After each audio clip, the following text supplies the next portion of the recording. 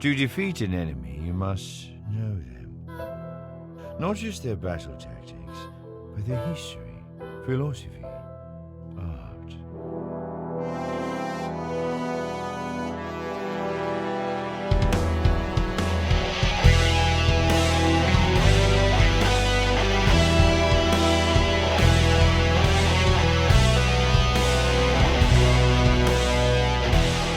Welcome to the Chiss Ascendancy podcast.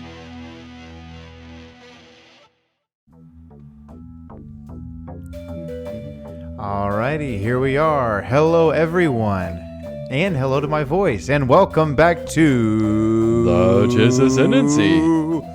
The Chiss Ascendancy, episode 63. 63. Yes. Today we're jumping right into it, and 63 is a weird number to like, but I like it. why is that? Because 3 goes into 6. It's like 6 is divisible by 3. It just feels good to my mathematic mind. Nice. Like a bubble bath. Like a numbers bubble bath. That's correct. Like murder to a Tuscan Raider. Just feels like home. Feels like home. Like sign language and campfire tales to a Tuscan Raider. I was like, where are you going with that? Today we're talking, if you're watching on YouTube, obviously you can read the screen. But if you're listening via audio, hello. And we are talking about our top 10 Star Wars novels. So if you're a Star Wars book reader, this is for you. You're excited. Woohoo. If you're not, you can start to have a good list of phenomenal books to read. Exactly. And so there's a reason that we started this. I don't even know how we came across the article, but it was like top 10 Star Wars books. And I was looking at their top 10 and I was like, And I was like, I can make a better list than this. Right. Yeah, basically, smarter than this. it was one of those things where I think what happened was Apparently I'm a part not. of apparently not. I'm a part of a few Star Wars book groups on Facebook. It's a good way to get books that I've missed out on in the past or things like that. And it's a great way to stay in shape. No, but it's really cool because it's a good community and it's a way for Just stay in shape? If there's a book I need, or let's say I have the okay, like for instance, when I got you the first edition Darth Bane novel, being a part of those groups really helped me find that. And track Also, that it's down. a great way to farm asinine opinions that you didn't know people could possibly have. That is very, very accurate. That's what those are good for. As is all Facebook. And so, anyways, I Literally told Samuel. any public group I've ever been a part of, I was like, I regret this. Yeah, I regret it. I remember you were telling me that group the other day, and you're like, "Don't add me." What a sad day for this microphone. Where's it right here? Yep. But I remember we were talking about it, and I was like, "Look at this list." And there were some that were like, okay. And there were some that were like, how did this... And here's the thing. We love Star Wars books, but there are some of them that we love more than others. And there are some that we love less than others as well. And there are some that are simply not top 10 material. Right. So what we thought we would do is we would show you, it turns out it's screenrant.com. It's their top 10. No, it makes I don't sense. know who's writing for that, but it's Fire not one of them. us. And so here's what we'll do. We'll go through their top 10. Yeah. And then we'll go And then more we'll tell in you why depth it's into our wrong. top 10. Right. Okay? I'll tell you the ones that I agree with and the ones I don't agree with. Right. So we'll skip over here to the old interwebs. Sorry for the ads. So there are a couple of good ones. And you know what? First of all, look how they, I guess they tried to crop this to match the size of these books. And his mustache is doubled up. Can you see it? Isn't that funny? Okay, so He's just got, he's really making a pouty face like this. a double pouty face. Okay, so this is written by George. Oh my gosh, is that even a real name? George Chrysostomou. Chrysostomou. That's a cool name. Well, Chrissy, we disagree. This is published March 29th, 2021. So You're it's pretty still waiting recent. to turn into a butterfly. You're still a chrysalis, which means you have not yet come to your final form. In Star Wars books, that is. So some of these that he has on the Love list, for the hilarious biology joke. I thought it was silly. It's very funny. some of these we agree with. Some of them we haven't read. Some of them seem very interesting. It's so bright. And some of them we disagree with. And what we decided was when we get to our top 10, it's got to be a book that we've both read. Mm-hmm. So there's some of them on this, some of them that are on this list that we have not both read. Okay, it says, aside from the movies and TV shows, there have also been several spectacular Star Wars books which expand the universe. No pun intended. Mm-hmm. The Star Wars universe lived on in the form of novels and comics for years before Disney's acquisition of Lucasfilm meant that this expanded universe was wiped out, branded Legends after the Disney purchase, and was replaced with a whole new host of canon stories. Okay, so we're just skipping all the rest of the stuff. Number 10 out of 10 is a book called Rebel Rising. It is a canon novel. Wrong. It's a young adult novel, and it is by Miss Beth Revis, and it takes a deep dive into the history of Jyn Erso, from her childhood with her family, her life growing up with extremist Saw Gerrera. It fleshes out the character and her relationship with a terrorist further, and brilliantly finishes exactly where the movie picks up with the character. This reminds me of that. It's a snippet from, I don't know the name of that podcast, but it's the two very New York guys. Uh-huh. And he's like talking about Tupperware. And he's like, say that again? He's like, Tupperware. He's like, slow, very slow. He goes, tub. And he goes, wrong. He kept saying Tupperware. I know what you're talking about. I can't remember the podcast. I forget the name of it. But that's how I feel about this, like the very top of the list. It's already wrong. So all the Star Wars books out there, this is going to be your top 10, your 10th favorite in all the possible Star Wars books. Yeah, Heck this is the issue I have. Okay, number one, I can't hate on this book too much because I haven't read it. Here's the thing: even if it's a good book, is it in the top 10? It is not. There you go. It is not. That's where we're at. Okay, number 9. I agree with this being on the list. I don't agree with where it's at. Okay, correct. Darth Plagueis. The Darth Plagueis novel is fantastic. We'll run down here to, let's see what it says. Palpatine's story of Darth Plagueis the Wise is certainly an intriguing one, but audiences never... I knew what you were doing, but I didn't know you were going to draw so much attention to it. I wasn't trying to. I'm just trying to live a Christian life. Darth Plagueis' story is certainly an intriguing one, but audiences never got to learn too much about the former Sith Lord. Indeed, James Luceno's novel begins with the death. Do you think it's Luceno or Lucino? Probably Lucino, but Doesn't it have to be two C's to be a I don't know. Like Gucci? Oh, maybe. So James Luceno's novel begins with the death of the Dark Force wielder at the hands of his apprentice Sidious. So that's a little bit of a spoiler. Sorry, guys. Well, here's the thing: is that it is a spoiler until you read the first chapter, and not even the first chapter. You read the prologue. That's true. Yeah. So I think that this is one of the greatest Star Wars novels of all time. Yeah, it's way up on that list. It should be higher. And you know what's More crazy and is better. What's crazy is that some of the gripes I've read about Plagueis Is that it's too good? or Tarkin or the Thrawn novels is that they say they're too detail oriented. But that's the reason for reading The a books, book right. is because I can't. Okay, if you're just Well, a casual Star Wars fan, You're or talking even, about Tim Zahn and James Luceno here. Right. So the thing is, if you're a casual or even below the surface Star Wars fan, meaning you're into deeper Star Wars, if you see Star Wars Rebels and you've never read a Thrawn book, you're like, oh, wow, this is a cool character. This is somebody interesting. But if you've read the books, you're like, guys, you have no clue what he's capable of. You know what I mean?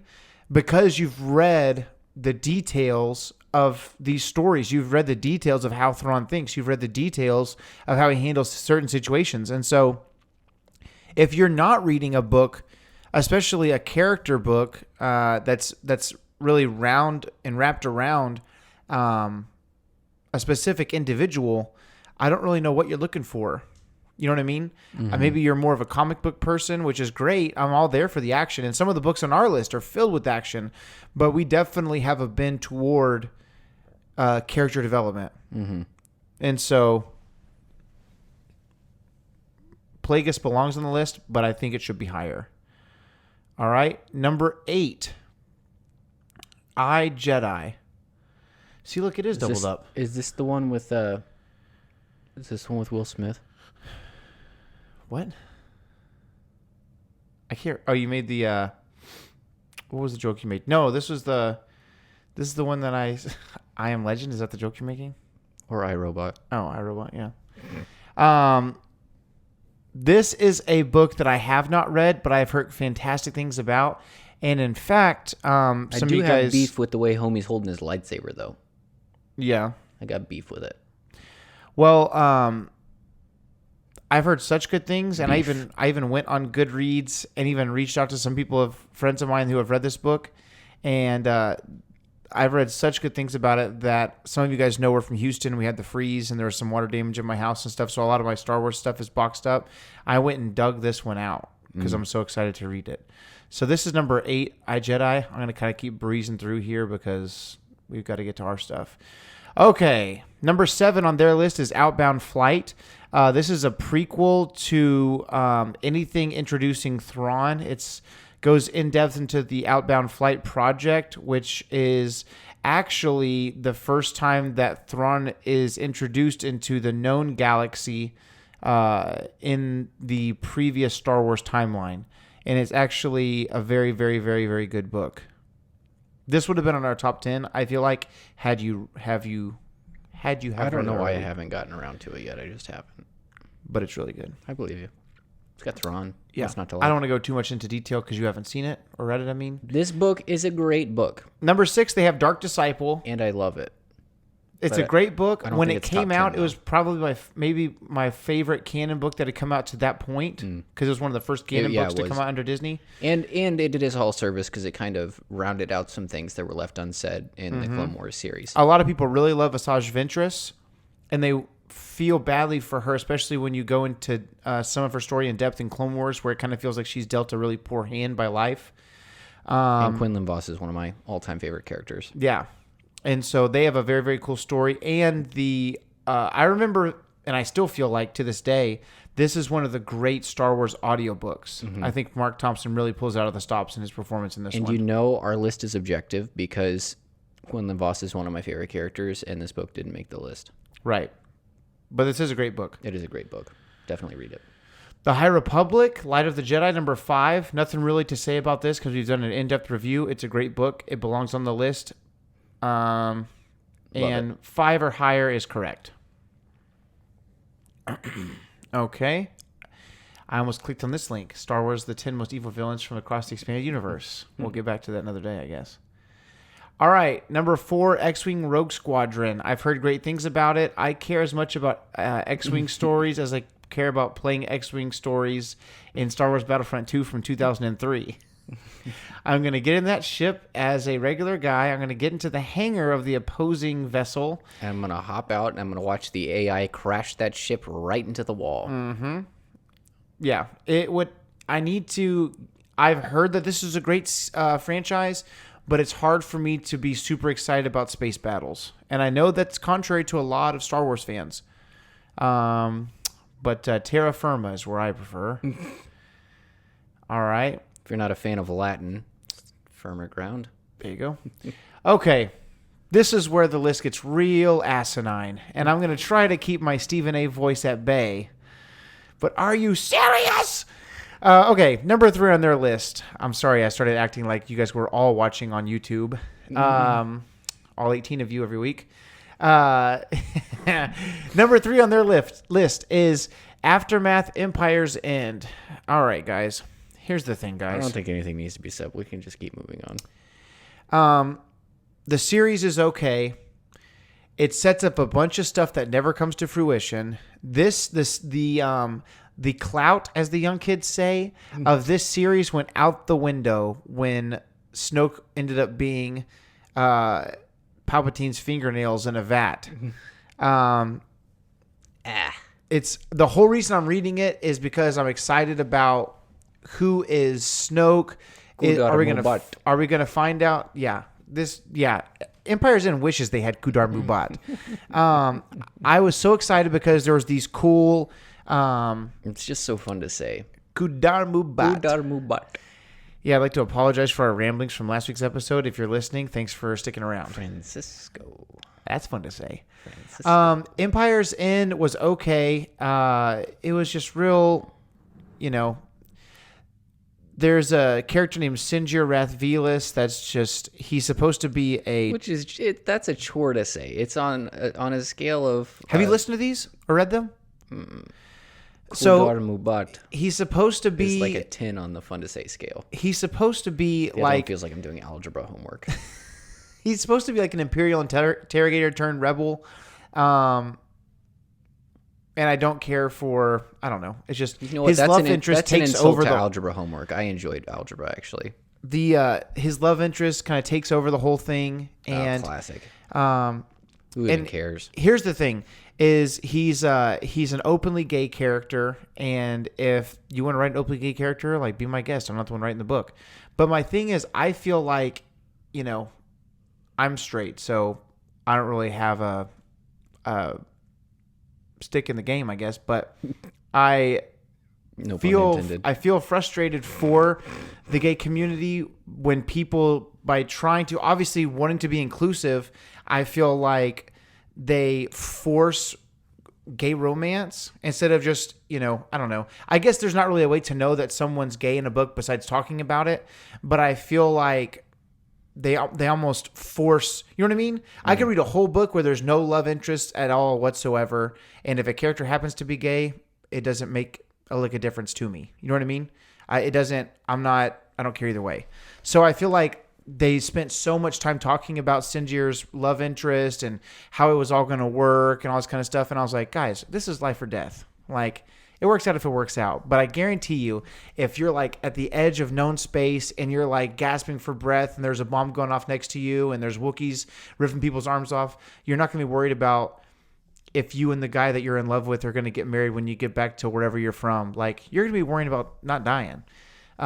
This book's okay at best. So that you can get married when you get back. Yeah, whatever. The character was cool. I feel like they just tried to force romance for the sake of forcing romance.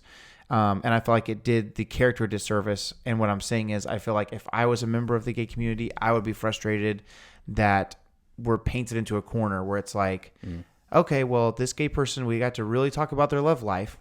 Some people are, what if there's gay people out there that they don't really care to be in a relationship at this point in life? What about those folks? We'll get to them. The book's not great. The series is okay. And the whole thing is, there's a character, I can't remember his name, but there's a character. What do you expect from a guy whose last name is the worst font in Microsoft Word? Chuck Wingding. Chuck Wendig. Can't even read that stuff. He's also become very, he's a very polarizing character as well. I don't know anything about him. I just like finding funny names. Let's see. Okay, like Ray Sloan is a cool character. She's in there. Cobb Vanth. Cobb Vanth is the most important thing to come out of that whole trilogy, in all honesty. And the depressing story arc about Jar Jar, which I loved. Yeah. You know what? I would say that Chuck Wendig did a great job with the little spin-off stories, but I think that it's not that he's a bad writer, because the little niche stories, the interludes, those are really good. You know what I feel like it is? I feel like he wanted to write a powerful story, and he was given nothing to work with, because you can't really, in all honesty, you can't really write anything of substance that paints a picture for what might happen in the future, because everything's so secretive. Like, they were writing The Rise of Skywalker while they're filming The Rise of Skywalker. Right. So I'm sure that he was like, I'm going to put this really mysterious character in here that might end up being Snoke.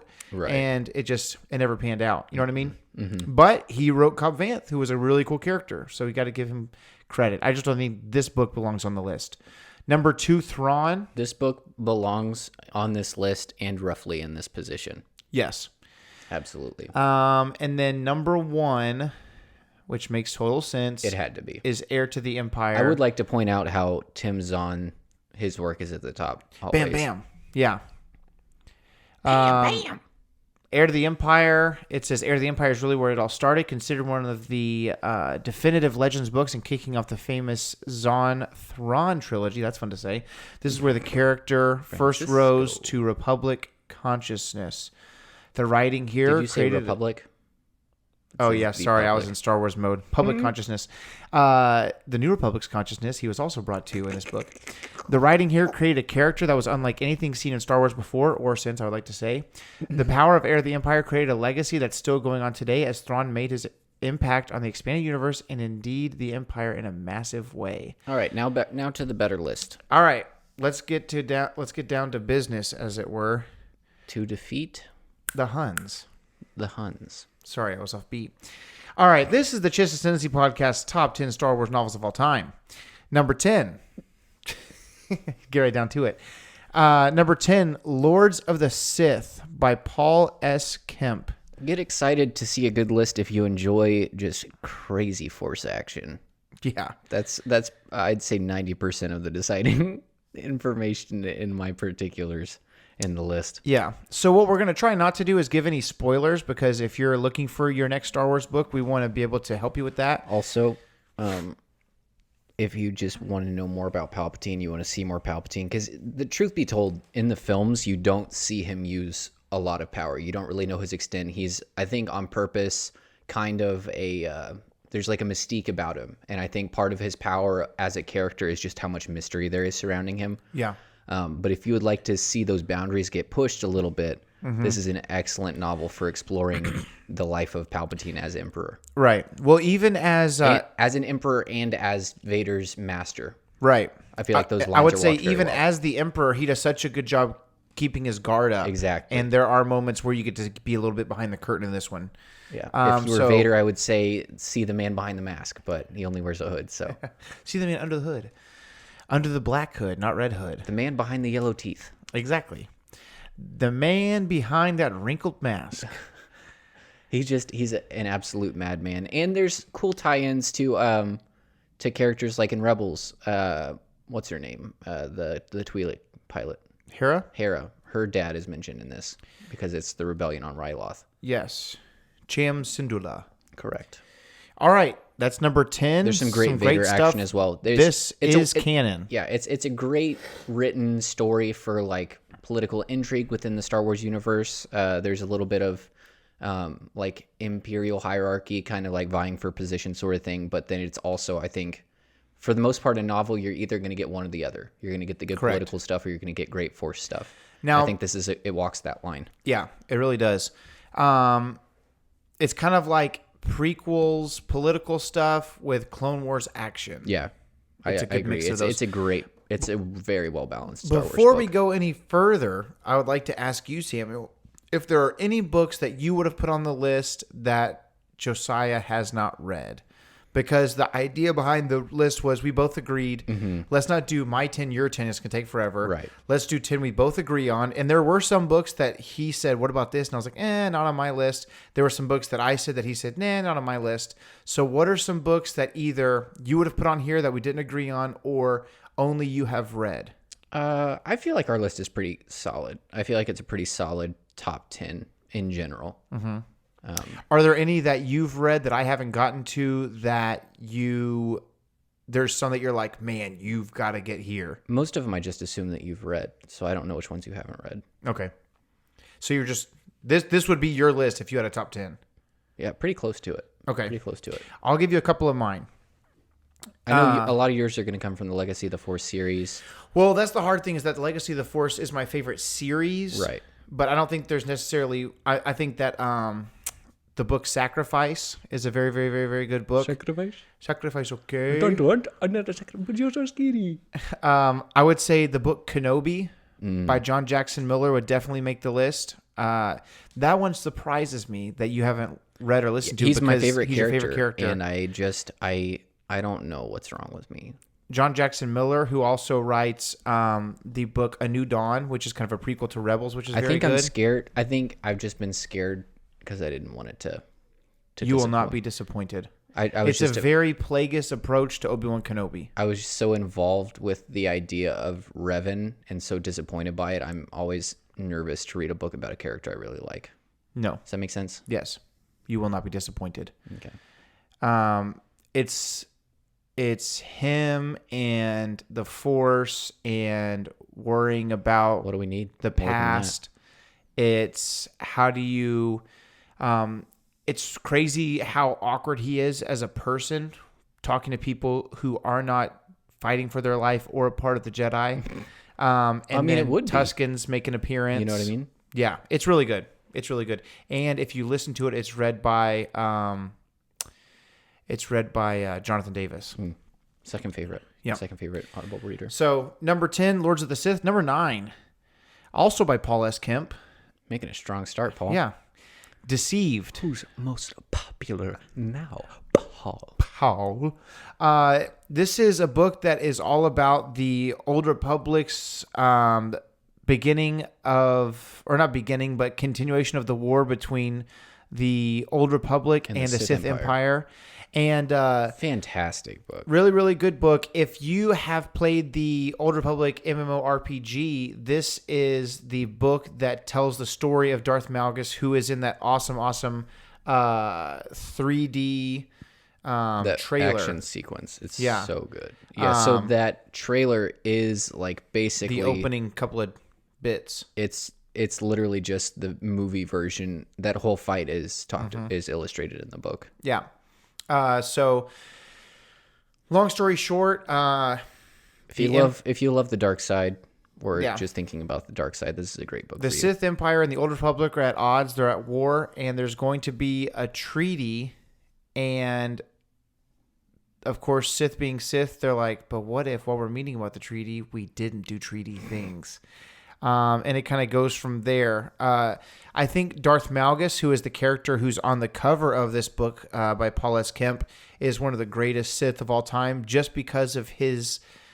he has a rare commitment specifically to the dark side when the dark we're talking side about itself. Sith Empire. And he is one of my favorite Sith just because of how he looks and his sheer size. It Massive. talks about in the book that he's whatever they always use meters and crap, and I'm American, but he's 7'2". So imagine the height of Chewbacca, but a bald, angry man with a lightsaber, just a huge human being. And here's the thing: it's exactly as you say. I think Palpatine had a very, very strong commitment to the dark side, be a strong commitment to power. And Malgus maybe has the purest commitment just to the dark side. I think Bane is way, way up there. I think that Malgus wanted to be what Bane became. I think he just didn't have he wasn't as smart as Bane, and I don't think he was overall as powerful as Bane. Yeah. I think that also I think the timing of it all was much more Right. Perfect for Bane to do what he did. But again, this is not a book review. It's just us giving our thoughts. So this is one of our top 10. If you're a Sith enthusiast or if you're, you know what, I would say this. I think that the canon books have a certain feel, and every once in a while, Tim Zahn does something that's a little bit different. But a lot of times the books nowadays feel very much the same. This will not feel that way if you want to get back and read that book. It's also kind of a very intimate look of what it means to commit to the dark side. You see that journey take place a lot. Yeah. It'll cost you everything. All right. Staying in the Old Republic, obviously there's a theme going on here. We're fans of the dark side. This is number 8, Fatal Alliance by Sean Williams. This is a really interesting book. Yes. In what it balances. I like this book because there's a lot of times that an author goes into Star Wars and they say, we've got to have everything happen on a freaking galactic scale. And it's got to be all good versus all evil. It's the last battle by C.S. Lewis, but every book ever. And this book is kind of, it finds a way to have a galactic impact. It's one of those things where it would have completely changed everything in the known galaxy if certain things can't be prevented. But it's a perfect, it's both. It's both and neither.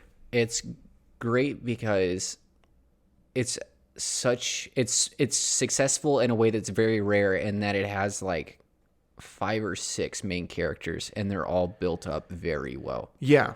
Like there's multiple storylines happening at the same time that are all kind of interconnected. And you care about all of them. Yeah.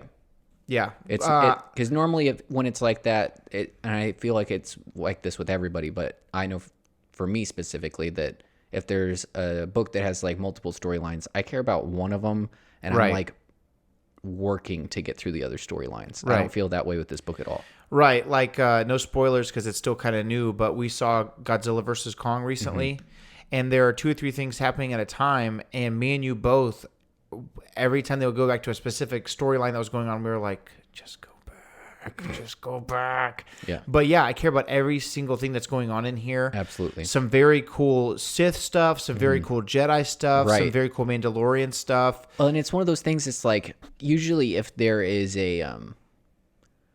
if there's a commitment to the dark side or the light side as the main character, it kind of is assumed by the author, and the dark side's talked about a certain way, and the light side's talked about a certain way. Right. And I feel like the dark side and the light side and the neutral individuals are all kind of approached from the viewpoint of those individuals. Yeah. You know, I feel like it's just a very pure approach to all the way the characters are made. Yeah, it's you know, for instance, when the Force Awakens came out, and Kylo Ren says that he feels the call of the light, and he's talking to his granddad's Yeah. helmet, and he's saying, "Remind me of the power of the darkness." We had never heard that storyline before, especially in movies, and we were like, "Oh, this is different." A guy that is naturally called towards the light, for whatever reason, he strives towards the darkness, which is like the opposite of every typical thing. Right. So this book has a lot of, not that same exact thing, but it has a lot of every character and There their is a view lot of of the the Force. grass is greener. Yeah, You know, kind of. except for this guy. The grass is dead everywhere, and he doesn't care. And You ever- he's a bad mamma jamma You for say it. Kratos? Yeah, Kratos. You ever notice how his mask right there kind of looks like Vader with his helmet off? Yeah, I could see that. I've never seen an image that I can examine this well, so I've never had that thought. Yeah, But this now is that a you great raised that point. This is a great book. I remember not this past March, but a year ago March. It was me and Macy's anniversary, and we went on a cruise, and I took this book, and so I can remember sitting by the pool and just being like, "Now this is heaven. I want to cruise." I spent the $75 to get unlimited sodas, and I'm gonna read this. I'm book. going to get my money's worth, by God. Oh yeah, they lose money on me when I get the soda package. Very good book. It's a fun book. It's a fun read. And if there's a part of the storyline in the book Last Shot by Daniel Jose Older that you're thinking, okay, because such and such doesn't happen, it's no big deal. But it does feel like this could affect everything if something happens. Right. That's kind of what happens Right. here. It's a very It cool. feels like everything is writing on everybody all the time. Yeah, it's a very high stress book, but it's very good. Yeah. and very it's kind of involved. long, which I like that I it's prefer not too longer short. books. Yeah. Thank you, Marcus Heights. All right, that's what is that, 7? Yeah. Here we go, number 6. Hold on. That was 3. That was 10, 9, 8. So this is number 7. Oh, 10, 9, 8. Here we go, 7. Master and Apprentice by Claudia Gray. Love it. Again, everything this about is it. not a review, so we're not going to do anything crazy or give any spoilers. We've 5 talked about it stars before. It's an of 5 amazing possible book. stars. You're finding out much more about Qui-Gon and Obi-Wan and their relationship, and also other relationships that kind of help frame Obi-Wan and Qui-Gon's relationship. Really, some really cool stuff. It's beautifully written. The character development is phenomenal. The relationships are complicated but believable. Yep. It's a cool look at the light side for the light side's sake. You know what I mean? With characters that are committed to it, not because of what it offers or it. You know what I mean? It feels like whenever there's a main character, there's always kind of like that underlying pull to the dark side that's like a constant temptation. But I feel like this is a very pure take on what it means to be a committed Jedi. Yeah, I think the cool thing about this one is not the typical, I want to be a Jedi, but I feel this power within me to be dark. Right. It's just struggling to be a better man, struggling to be a better Right. person. Yeah. And what that means for the life of a young And what Jedi. that means, like what it means to be that person around people that need you to be that person. Right. Very good book. And I would say this is not on the list, but if you want to read 2 books back to back that kind of feel like they go together a little bit, this one and Dooku Dooku. Jedi Lost. Absolutely. And it's really cool because that is actually Dooku Jedi Lost and the new Dr. Aphra are actually audio dramas with full cast built specifically for Audible, but they also released the novelization of both of them. So it's kind of like reading Harry Potter and the Cursed Child. Exactly it's kind what of I a was about to script. say. Yeah. I still need to get that Dr. It goes Aphra. by really quickly for that. So this one's really good. This was 7. Mm-hmm. Number 6. Woo! This is a good one, folks. Getting down to the nitty gritty here. Yeah. Okay, so let me tell you a little bit about me and Samuel and how we care very much for the details.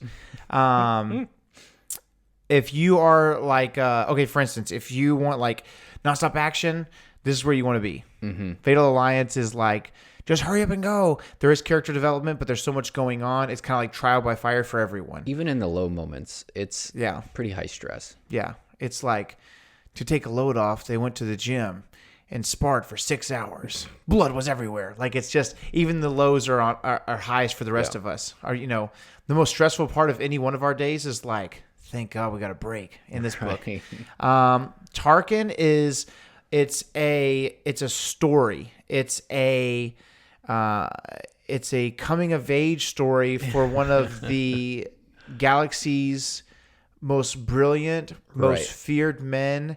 And Tarkin is that character that never got enough love, even to this point in Clone Wars or Rebels. And I am very excited to see him coming up in Bad Batch. I hope he doesn't get done dirty. You know what I mean? Because they tried to take a great villain in Thrawn and put him into Rebels, and I feel like it was just undercooked a little bit. I feel like his greatness wasn't really put on display. Right. Well, it's hard because he's the antagonist, and you can't make him too great. Right. You know what I mean? But at the same time, they should have. His strength and indomitability, like the fact that he just cannot be beaten, I feel like that was really thrown out the window for the sake of having like a kiddie. We're not going to do a 3-episode story arc type story. Yeah. And I don't feel like he's that kind of character. Yeah, Rebels definitely gets way, way better. Season 1 is very, very kiddie. And then 2 gets better, 3 gets better, 4 gets better. Right. Well, and it's like I have these harsh opinions, and I always feel like I have to explain myself that I still love Star Wars and all the media, but there's some things that obviously like any fan would have. No, I totally agree. Here's the thing. Clone Wars comes before Rebels, right?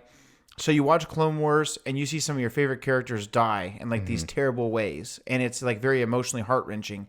And then you're like, man, all right, well, I'm gonna take a bath and then I'll start Rebels, and you're crying in the shower, sobbing uncontrollably about different people's dying in the Clone Rebels is Wars. like, and then get ready to never watch anybody die ever again. Yeah, and it gets, obviously it does get better over time. Like there's really cool stuff like the World Between Worlds, or you finally get to see the final showdown between Kenobi and Maul. You know what I mean? There's great stuff. There's some great things, but I feel like Thrawn. They did a good job of Thrawn loses because people under him can't keep their head, but it still made me mad. Yeah. Mainly because, especially in the novels, they talk about how much control Thrawn has over all the people under his command, mainly because they're so incredibly loyal to him, and he does such a good job of cultivating good people. Right. Anyway, back to Tarkin, though. Yes. So it's the description that I've read, which when Tarkin was coming out, which I thought was really cool, was it said Tarkin gets the Plagueis treatment. Because it's an in-depth look by James Lucino. I'm sorry, one of those is wrong. But it's basically looking at who Wilhuff Tarkin is, how he became this man, what were his roots, what brought him about. It's a very cool, for being so aristocratic and very like, oh, well, if that's what you think, like with that proper accent, Yeah, he is polished on the surface, but he is a bad, bad man. Yeah, he's kind of like King of the Savages. You know what I mean? Like, he comes from a barbaric, like war-torn, not a wasteland, but like a barren place that's like, you either survive or you die by the age of 4. Figure it out, you know? It was very Spartan. Yeah, it was very much... It was literally that the people in his family were willing to let him die if he wasn't strong enough to survive. Right. The way he grows up is how the Mandalorians grew up in the old school comics and stuff before everybody started adopting everybody. Yeah. It's literally like it was in Sparta. You know what I mean? You come back, you go out and you die, or you come back. Yeah, and I love it whenever there's like a trial by fire, like has to defeat a Space Tiger in battle, Well, and stuff like there's that. no net. You know what I mean? You're Yeah. just walking the tightrope. If you fall, you fall. Yeah, and so it's really cool to see. It's cool to see him and Vader interact. It's very cool to see their respect, and it really makes that scene where Vader's choking General Tag on the Death Star, and Tarkin comes in and says, "Release him." You know, when you watch that, you're like, "Okay, who the freak are you, bro? Shut up. This is Darth Vader." But it makes that relationship make sense, Right? Because the respect is so heavy there. Well, and not only, I mean, I think it's impressive to earn Vader's respect, certainly, but it is unthinkable to me to earn Palpatine's respect, especially just being a regular person. And here's the thing: Tarkin does not have his. He doesn't have his. Oh yeah, very good. And then as soon as the guy turns around, he goes, "Oh, piece of crap." It's Right. not that respect. It's not surface level. It's not. He's not bullcrapping. Senator / Chancellor / Emperor Palpatine respects to his core Will of Tarkin. Yeah. And this book tells you why. Yeah, it's just absolutely nothing else phenomenal. needs to be said. Yeah. All right. Next up on the list, Light of the Jedi. I like how it was unplanned 5 on our list, 5 on their list. Yeah. So there's a little bit of overlap. They got something right. They got. I would say a lot of their list is correct. We just didn't agree with the rankings. Right. But there were some things that we did not agree on. But yeah, this book is absolutely phenomenal. I think it may be my favorite book to come out under canon. Okay. And I think we've talked about it a lot, but I just love what it does for the concept of the Force.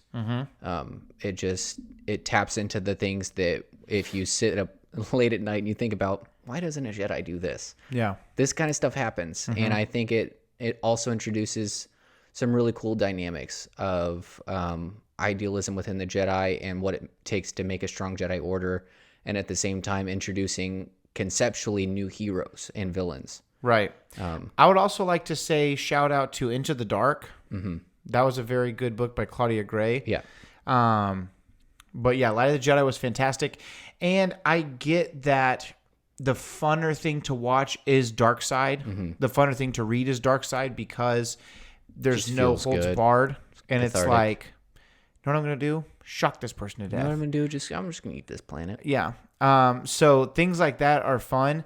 This is probably the greatest representation of the light side that we've had in a long time. Certainly the greatest representation of the light side we've had since Luke Skywalker from Legends. Yeah, absolutely. And so it's fresh on the brain. It's really good. And it's interesting because this book is so intimate, but it feels so big. You know what I mean? It just feels massive. The setup is very cool. You know, the Great Disaster and 5 minutes to the Great Disaster, 12 hours after the Great Disaster. It's just a very cool thing. The Nihil seemed like a really not that big of a deal threat. Until you realize what a big deal of a threat they are. But towards the end of the book, there are things going for them that are a very, very big deal. And not to mention the Drengir. And if those two joined forces, we're really screwed. All right, next, Darth Plagueis.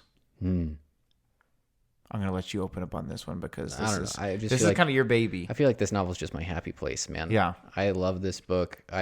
From start to finish, it's just an excellent exploration of the dark side, especially into things that I think conceptually changed Star Wars quite a bit.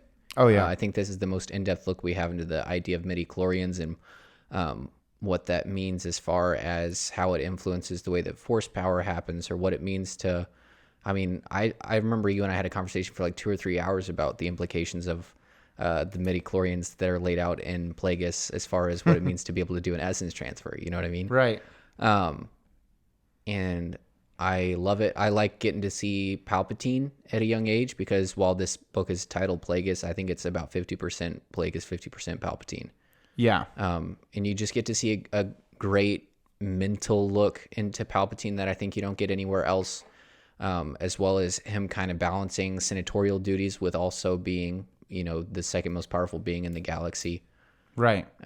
Well, the cool it's thing just about a fantastic book. Yeah, the cool thing about this one is, one of the things that I see a lot online. We've talked about this a little bit more already, but people will say is anybody else really struggling to get through Plagueis? And I'm like, what? It doesn't make sense to me at all. That book flies by every time I read it. Yeah. Here's the thing about Plagueis is that you've got to open up your mind to he's going to do some cool Force stuff, but it's the concept of he's like the Thomas Edison of Sith. He's like, what can I do? How can the Force work more for me? What can I do to achieve eternity? Well, he's constantly just making new exploration. Yeah. Like he's literally finding things out about the Force for the first time ever. Yeah. You know what I mean? And so yeah, that's the thing you can't beat that conceptually for me. Yeah. It's pure science of the dark side. Yeah. And that's the thing is, I think as I'm thinking about it while we're recording, it's making sense to me that one of the reasons that we both enjoy this style is because we both love to learn. Mm-hmm. You know, you're working on your freaking master's in theology, which is a huge deal. It's a lot of work. It's a lot of reading. It's a lot of learning. Mm-hmm. You know, for me, I'm working at a church. I'm doing like multiple jobs. And so it requires me to have a hunger to learn, not just biblical things, but just, I got to figure out how to talk to different people different ways when I'm doing different counseling. I've got to figure out, you know, there's never, I'm never done learning. Right. To do when I need to do best. Honestly, I don't think anybody in life should ever be done learning. Right. You know what I mean? Right. But I think that we both naturally also, I guess the point I was trying to make that I kind of got away from was we both have a desire to continue to learn though. Like it's necessary for the jobs and careers we want to have, but we also have just a desire to know more about a bunch of things. Yeah. You know, yours is a little bit more niche a lot of times, but mine, I'll be like, you know what I want to know about? Like today, I texted you and I said, "Hey, so what do you know about Ursa Major?" Because the bear. I saw a cool Marvel character that's a bear, and you know what I'm gonna do before this week's over? I'm gonna probably be a freaking. I'm gonna be an expert at Ursa Major just I'm because. just gonna let you know, contrary to his name, he's a very Ursa Minor character. Yeah, I imagine so. But that's just kind of. I have a collector's mentality when it comes to like everything that I do. Like I like to play disc golf, so I have way too many discs. I'm just never going to play with that many discs. I love to read, so I have way too many books. I love action figures, so I have way too many action figures.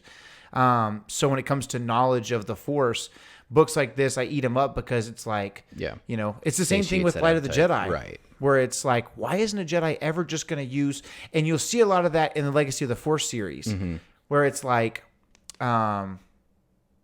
to defeat someone in battle, Luke needs to figure out how to remove his aura from the Force at large because he needs to go into hiding. Things like, you know, just random crap like that. And so Plagueis has that. Pull a dad and sit on my own leg. It has that knowledge that you're gaining about the Force and the dark side. All right, top 3. Here we go. You had to see it. It belongs here. Yeah. What else do you want from me? This book's fantastic. Yeah. The re-entry. This is the Tarkin novel of Thrawn. Yeah. The re-entry of Thrawn into the canon. The first novel. It's great. It's his upbringing from no one to someone in the Imperial military. It's he's so good at his job that they have to promote him even though they hate his guts. The thing I think I love the most, I think I love the most about this is that the fact that once you read it once, you can skip Arenda's story. Is that they took this character that I loved from Legends, and they reintroduced him, and I still loved him, maybe even more. Yes, you know what I mean. Yes, it's the character. Surgical. It's the character that you know from the past in a comic book, and they put him in a movie, and you're like, oh, dadgummit. I knew it wasn't going to be as good as I hoped. Yep. Tim's on. Wizard. It was as good. Wizard. It was as good as we hoped. I really can't. I could talk about it. And if it wasn't for this book, the same thing over and over again. If it wasn't for this book and the audio from this book, we wouldn't have your Arinda. Yeah, and that's the beauty is now that we've, you know, it's kind of like when you're watching your favorite TV show and you're like, I don't care about this scene. Right. So now you can skip and you can really listen to the whole story in 6 hours. Right. But it's literally just skip chapters. Yeah, it's a great story and a great villain against Thrawn. Yeah.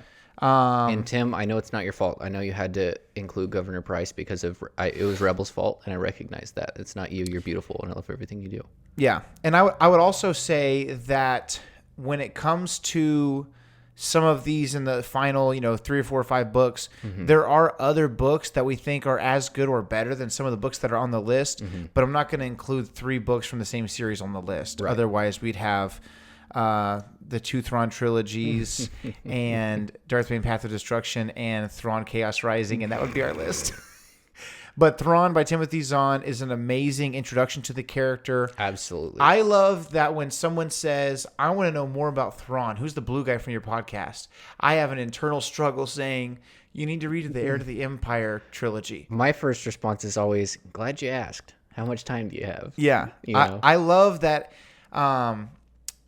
Either you're welcome or I'm sorry. Yeah. You know what I mean? I got so much to tell you. Well, the thing is that there's, like for instance, I'm never not going to get crap from people about how Boba Fett fell into the Sarlacc. It's just not going to happen. And so, and I get that. And that's the life of a Boba Fett fan. But with Thrawn, there is no book that I go, well, you can probably skip that one. They're all great. It does not exist. I love them all. It doesn't exist. And once you read Outbound Flight, we'll do this list again. Frickin' Jocasta, that haughty SOB. Once you read Outbound Flight, we'll redo records. the list so that Outbound Flight can be in your top was 10. Wrong. Okay, we're at number 2. What did you think was going to happen? Yeah, come on. Okay, so 2 is really like 1B. Like it could literally be 1, 1, and then 3. Heir to the Empire. I don't like that Thrawn is such a small. I hate it. Everything about it. Also, he should be here because nobody gives an F about this guy at this point. Jeru Sabaoth. He is so unimportant in this story, and he is everything. You know what I think it is? I think part of it is almost like a sneak peek of like, wow, look at this crazy guy that's shooting stuff out of his fingers. And then when you read it, you see what I'm saying? I think it's very much a Tim Zahn tactic to be like, well, then why not make Chewbacca bigger? I don't know. Because they already know who Chewie is. Yeah, we already know that those bigots hated on Chewie until freaking like 2003. This guy's such a thug. Look how low his little pouch is. Yeah, he's sagging. Yeah. So, okay. When Heir to the Empire came out, then there was a 20th anniversary edition. Some of you guys have heard me say this before, but I was at Barnes & Noble and I was like, I don't know what this is, but it looks famous and it looks important. So I got the 20th anniversary edition. It's this big silver gleaming cover that says Heir to the Empire 20th anniversary edition. Looks like a super Star sick Wars door. Yeah, with exactly. An Imperial seal on it. So I got it. And then I was like, okay, I'm going to look online and see what people think about this. Maybe it's just a big book, but nobody really cares about it. And everybody cares about it. Yeah. Everybody was like, the greatest of all time. And so I was like, oh, man, I was very intimidated. So I had the book for years and never read it. And then That's I how want I to feel about say, Kenobi. I want to say, see, and this is how you're going to feel when you're done. I know. I'm saving it. I found the paperback because I was like, I'm intimidated of this big silver book. So I found the paperback and I was like, okay, I'm going to just read this. And I read it in a day. It's like, oh, good. It was so good, dude. I remember I was substitute teaching at a school and I was like, you guys want to watch a movie? And I would turn on a movie and I would be like, all right, nobody bug me. And I would just read this book because it was so good. Right. And here's the thing is that it took a new character, an absolutely brilliant character, smashed it out of the park, and also introduced him into a scenario where you have the 3 most beloved characters, 4 if you count Chewbacca, and all of Star Wars. Right. And you want to see what they're doing, and at the same time, you're more interested in who this new guy is. Yeah. Like every time I introduce somebody to the Heir of the Empire, they're like, I really like seeing Han and Leia and Luke, but all I want is more Thrawn. Yeah, it's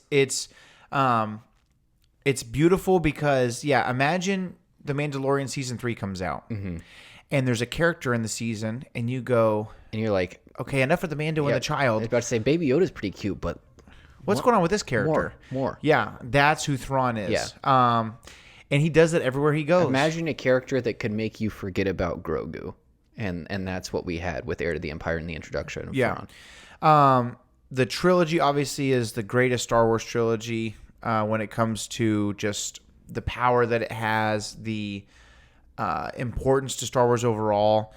And so this is not really number 2. It's like a tie for 1, honestly.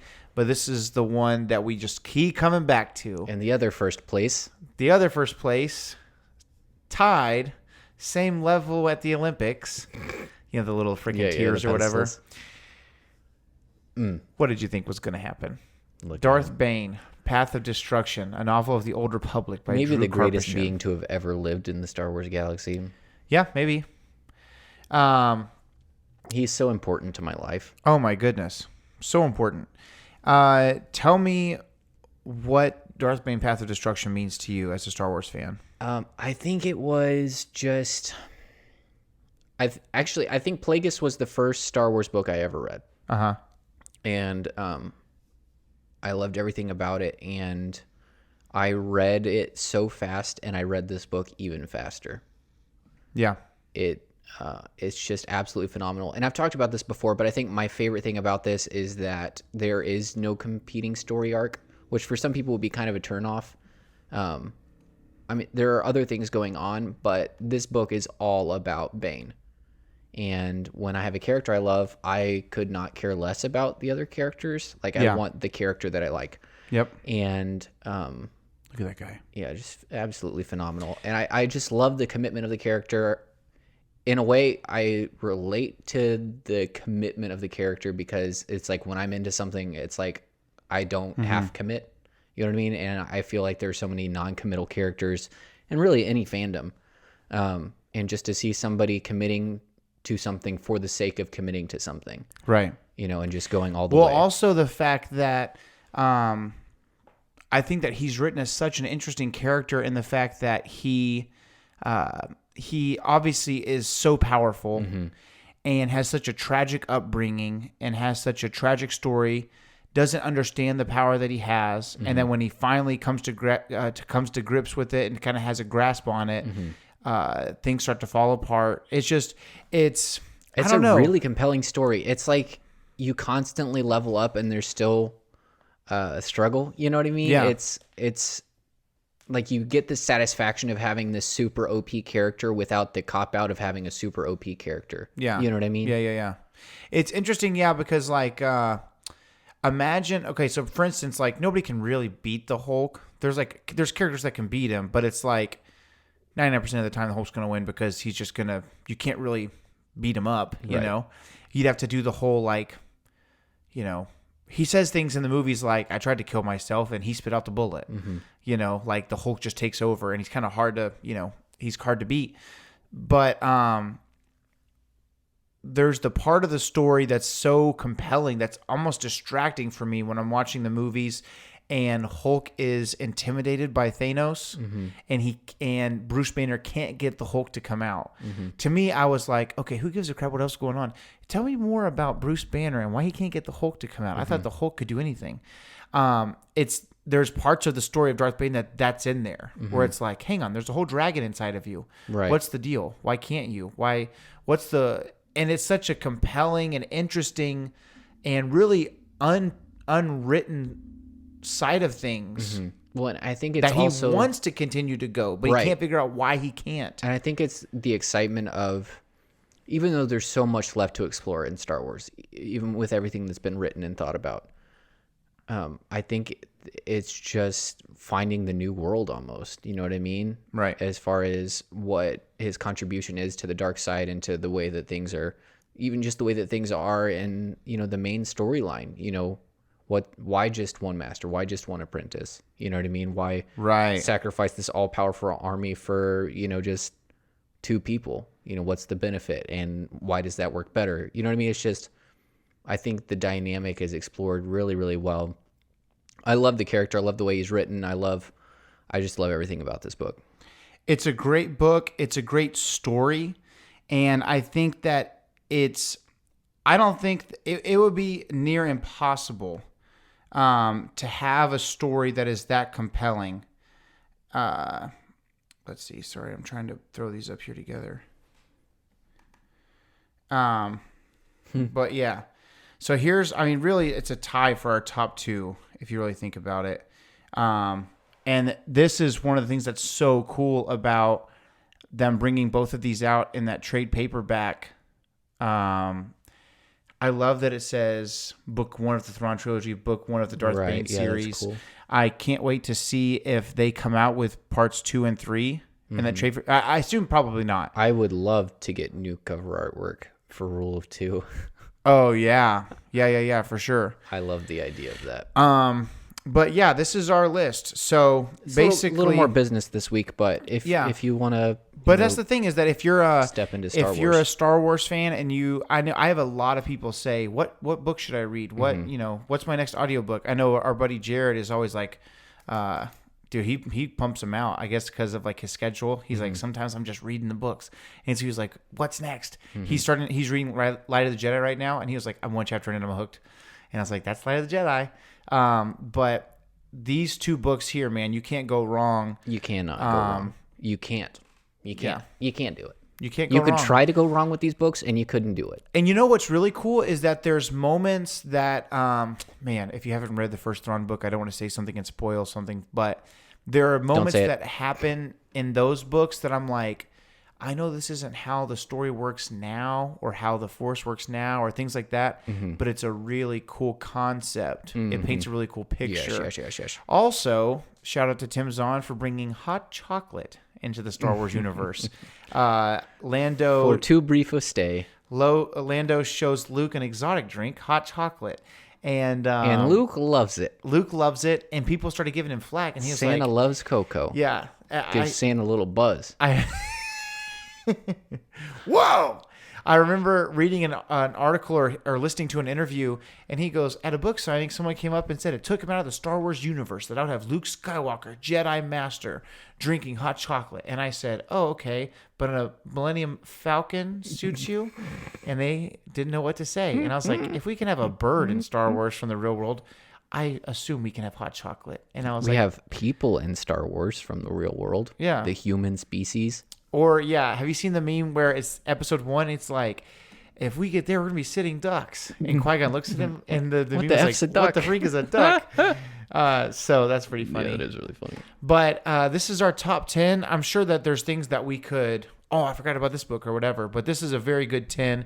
If you've read most of these books, read the other ones. If you don't know where to start, Heir to the Empire trilogy is fantastic. Darth Bane trilogy is fantastic, and there are books in this list that they're just one of one. Well, and if you happen to read all 10 of ours, then just go ahead and read the tag-alongs from the other person's crappier list. You can't go wrong. There are good books on that list. Yeah, you know what I mean. These are just better. Yeah, I agree. I definitely would say that our top 20 books, I don't think that some of the books from that list would make. But hey, if you enjoyed this episode, make sure that you share it. Share it on your Instagram, your Twitter, your Facebook, your family group chat, whatever you need to do. Please like this video on YouTube. Please, we're desperate. No, subscribe to our channel. If you would leave us a 5-star review and a little written review on iTunes, we'll read it out loud on the next episode. I'd like to read another one of those for the first time in 17 months. It's been a long time, but hey, thank you guys for tuning in. I really appreciate it. I know Samuel appreciates it, and we're going to just keep this thing going, keep pumping out the Star Wars material. We know that Kenobi cast is confirmed, and they've started to film, and actually set was leaked.